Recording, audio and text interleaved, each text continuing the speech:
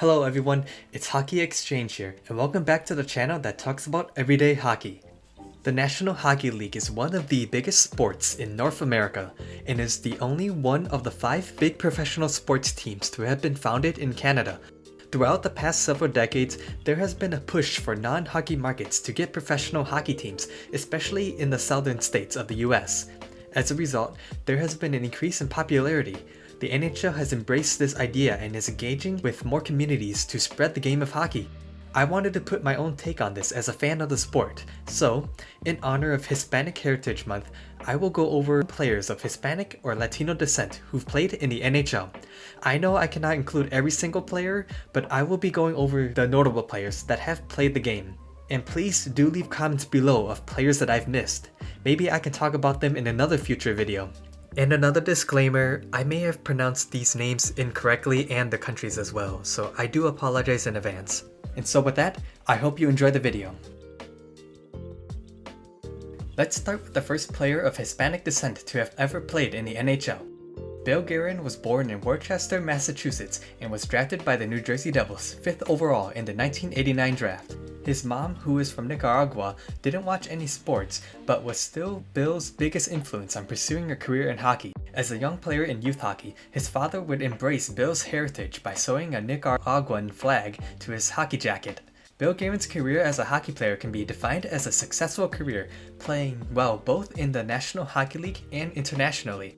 His debut didn't come until he was caught up to a game and played his first game on February 20th, 1992. Guerin was a solid hockey player during the height of the dead puck era and adapted well, being a strong power forward on both ends of the ice. He was also part of the New Jersey Devils' first Stanley Cup championship in 1995.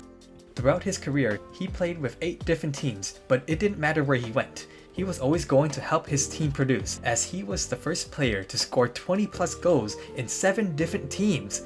Even when he was nearing the end of his career, he was a reliable goal scorer and leader on the ice. His other notable achievements was that he became the first player of Hispanic descent to wear a captaincy when he did so, playing with the Islanders. It would take him another 14 years until he was able to lift Lord Stanley for the second time to the contending Penguins in the 2008 and 9 season. His Stanley Cup championship was the 3rd longest wait between championships in NHL history. Bill Guerin's journey throughout his NHL career was a remarkable one, playing 18 seasons in the league, playing a total of 1,263 games and producing 856 points. Guerin was also picked for 4 NHL All-Star games and wore the Team USA jersey at 7 different major international events throughout his career, including 3 Olympic Winter Games, and winning 1 Olympic silver and 1 US gold medal. With these attributes, he was inducted into the US Hockey Hall of Fame, setting up an example and a legacy for Hispanic players and Americans alike who wanted to play ice hockey. His legacy in hockey would continue even after off the ice, as he won an additional 2 Stanley Cups as an assistant general manager for the Pittsburgh Penguins on their back-to-back wins in 2016 and 17. In 2019, Bill Guerin was brought on board to become the general manager of the Minnesota Wild, making him the first GM in NHL history to be of Hispanic descent. As a Minnesotan, and having made a few connections with the Wild organization, I hope this reaches out to Guerin, as I feel it would not only be important to the sport of hockey, but also it would be an honor for him to watch my video.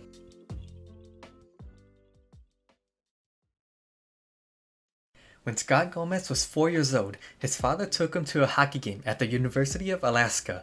He liked what he saw and wanted to give it a try, he said. His family couldn't afford equipment, so when the local Boys and Girls Club loaned free equipment for their club members, his father made sure that he was the one first in line. Scott Gomez was the 2nd Hispanic player ever to have played in the NHL, drafted 27th overall in 1998. He is often regarded as the first Hispanic superstar in the league.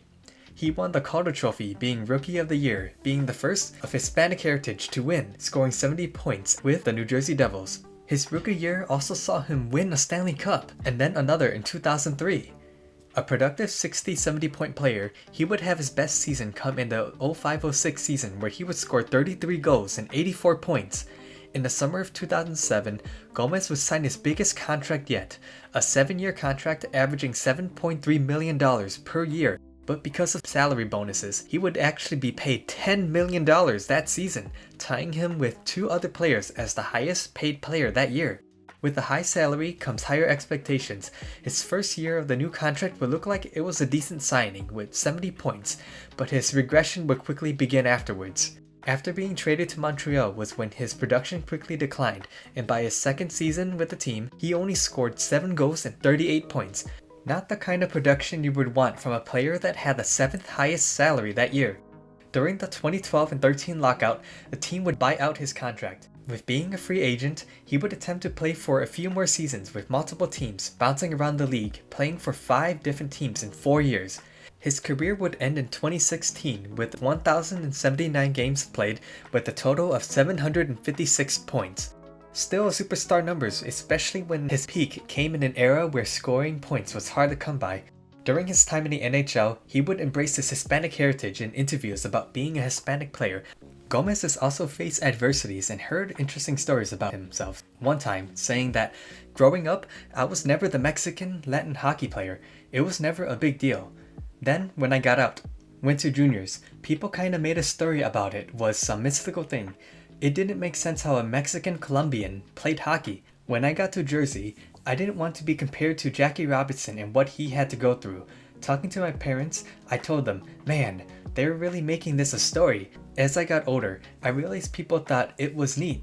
If I was going to help another Latin kid play hockey, if they saw a kid with my background and stuff and they wanted to play hockey and got inspired, that's when I really understood it." He never let that stop him from playing the sport and led an example that inspired many current Hispanic players in today's game. One thing I haven't mentioned yet was that Scott Gomez was also the first Alaskan-born player in the NHL. Since then, Scott Gomez has created the Scott Gomez Foundation where he can help other youth hockey players in his home state in Alaska, giving back to his community to help others and to give opportunities to kids who want to play hockey. Raffi Torres, the son of Mexican and Peruvian parents, Torres was born and raised in Toronto, Canada. Growing up, Torres' father wanted him to be a soccer player, but young Raffi gravitated towards hockey.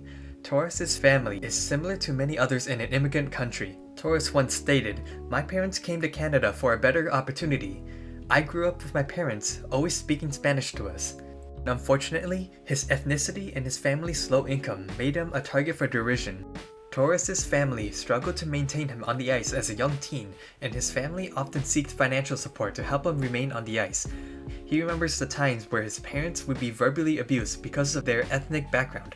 Raffi also recalls some incidents when looking into the stands and seeing his father tackling another hockey dad because of racial taunts. At one point when Raffi was 13 years old, he was left off a roster for a showcase tournament in Quebec because other parents threatened to withhold their financial support for the trip. Raffi had stated that, "I can actually remember saying I don't want to play hockey anymore. It's not fun anymore. The names of the people are still in my mind. I still remember the people who made it difficult for my family." Fortunately, after applying through the Toronto Maple Leafs Foundation, a 14-year-old Raffi was able to afford hockey equipment and play the game he truly desired. He played for one more season before getting drafted into the Ontario Hockey League, where he would begin to accelerate in his career. He would be drafted by the New York Islanders 5th overall in the 2000 draft. Drafted for his physical playstyle, he would be a good fit for the current era where players were far more physical. Torres played a punishing style of hockey where he was a rough player to play against. Early on in his career, he would be traded to the Oilers where he would play a contributing role, scoring 27 goals and an all-time high 41 points, leading them to the playoffs and nearly winning the Stanley Cup, but fell short to the Carolina Hurricanes. He would make a few adventures to other franchises in the league.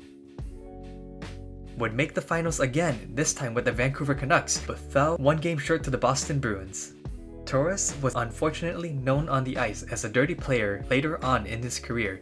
His reputation in the league began to take notice when he would have controversial hits on players with no regard on how badly he would injure them. His first suspension would occur in 2011 and would eventually lead to 4 more suspensions later in his career, with his last suspension ending his career in the NHL, where on October 3rd, 2015, in a preseason game against the Ducks, Torres would make an illegal check to the head of an opposing player, which led the NHL to suspend Torres a record 41 games. Torres holds the distinction of the longest non-lifetime ban and was also the longest NHL suspension for a hit on another player. Raffi Torres would officially announce his retirement from hockey on November 5th, 2016, after failed attempts to make a comeback.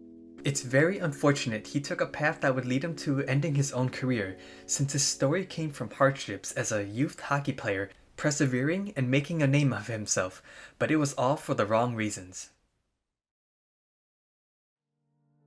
Montoya became the first Cuban-American player to play in the NHL and is still the highest drafted goalie of Hispanic Latin heritage. His story was like all other kids who grew up playing pond and street hockey in the suburban town. But like every Hispanic household, hockey wasn't a familiar sport in his family, stating, "I didn't grow up in a hockey family. I was raised by a mother who was a Cuban refugee, so there was no lineage, no path for me to follow. I had to learn on my own. I was this Spanish-speaking player looking up into this hockey world and didn't see anyone like me. That's why representation does matter." His commitment between two cultures was also a challenge, but he was still able to make everything work on both ends. His hard work would eventually pay off as he was drafted 6th overall by the New York Rangers in the 2004 draft. Montoya has said this about transitioning into the NHL and how it wasn't easy. "One of my first experiences in a league made it very clear to me that I'd always have to navigate a different kind of pressure. There was so much extra attention added because I was the first Cuban-American player, as well as a rare native Spanish speaker in NHL history." His journey would begin with the New York Rangers minor league affiliate with the Hartford Wolfpack in the AHL for the next 3 years and was traded to the Phoenix Coyotes, where he would finally make his debut in the big leagues, receiving his first shutout in his first game. He would only play 4 more games for the franchise, earning a .925 save percentage while traveling back and forth in the AHL. Once he was traded to the Islanders in 2011, he would become a full-time backup goalie in the league. He would play with a total of 6 teams as a backup goaltender, playing his last game in the 2017-18 season. A total of 168 games with 67 wins and a .908 save percentage. A little below league average, but still a decent career despite being high in the draft. Since his retirement, Montoya has remained active in the hockey community. As of September 2021, he was named Director of Community Outreach for the Dallas Stars franchise, helping reach out to Hispanic and Latino communities to talk about the sport of hockey.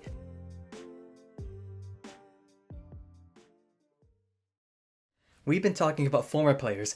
Let's see who are some current players. Up first, we have Auston Matthews. We all know who he is. What else is there more to say about him?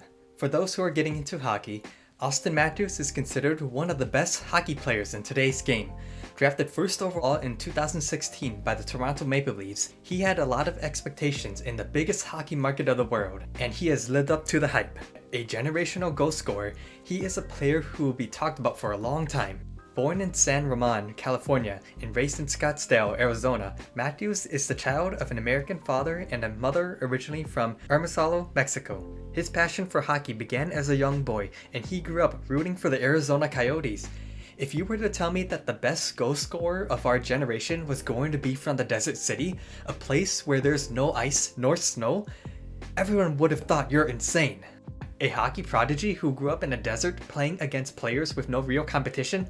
Come on, give me a break. Little did we know, in just 2 years playing against real competition, his production would skyrocket and he would become the #1 prospect in the hockey world. Against all odds, he would be living proof that having hockey in a non-hockey market can work. His first year in the league would be a memorable one for hockey fans, scoring 4 goals in his debut game, leading rookies with goals that year.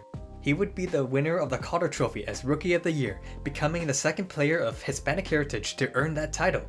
His career would continue to improve, and in 2022, he would win the Hart Trophy as the most valuable player, has led the league in goals the past 2 seasons, and got the Ted Lindsay Award for being voted as the most outstanding player in the regular season. Being the most valuable player and contributing to a team that broke franchise records in just 6 years so far in the league already proves that he will go down as one of the greatest players and a definite Hall of Fame worthy player. His next challenge will be leading his team in the playoffs, and he can't do that alone. But if he can continue to prove critics wrong and continues to have amazing season after season, he can go down as one of the best American-born players in league history.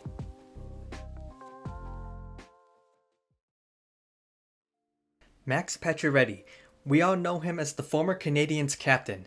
Drafted 22nd overall by the Montreal Canadiens, Pacioretty is of Mexican heritage, with his mother being born in Mexico.